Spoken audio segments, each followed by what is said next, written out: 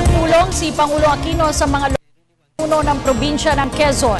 Dito inihayag ng Pangulo ang kahalagahan ng pagboto para sa patuloy na pag-unlad ng ating bansa. Narito ang ulat ni Elena Luna. Muling bumalik sa lalawigan ng Quezon si Pangulong Aquino para sa dalawang public meeting kasama ang mga lokal na lider at residente ng 1st at 2nd District ng Dalawigan.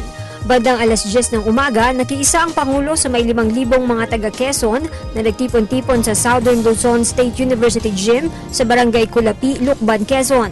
Sa simula pa lamang ng kanyang speech, agad na humingi ng pasensya ang Pangulo sa kanyang boses. Hingi po ako ng paumanhin sa inyo sa umpisa-umpisa pa lang.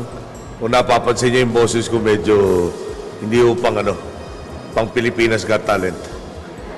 Maliban na lang kung horror ang pinag-uusapan.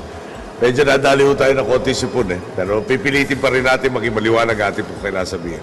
Ipinaalala ng Pangulo na 2 linggo na lamang ang hihintayin at eleksyon na. Binigyang din ng mga botante ang may hawak ng susi para magtuloy-tuloy ang pagsasaayos ng bansa. Inulit ng Pangulo ang panawagan na bigyan siya ng kakampi sa lokal na pamahalaan at sa Senado para magtuloy-tuloy ang pag-arangkada ng Pilipinas.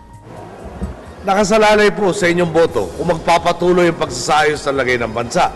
Kaya naman kahit araw-araw tayong bumisita sa iba't ibang probinsya, hindi po natin alintana ang pagod. Dahil alam po nyo, kapag nagpabaya tayo, baka maisahan tayo ng mga nasa kabilang bakod. Sila ang lumalagari para ibalik ang dating sistema. Mula Lucban, dumiretso ang Pangulo sa isa pang public meeting sa Alcala Sports Complex Grandstand sa Quezon National High School sa Barangay Iyam, Lucena City. Sa totoo lang po, sinasabihan ako ni Secretary O na baka pwede magpahinga kayong konti. Sabi ko, sige, mga after election sa mga May 16. Ito na ang pangatlong pagbisita ni Pangulong Aquino sa lalawigan ng Quezon. Mula sa Lucban, Quezon, Elena Luna para sa Telebisyon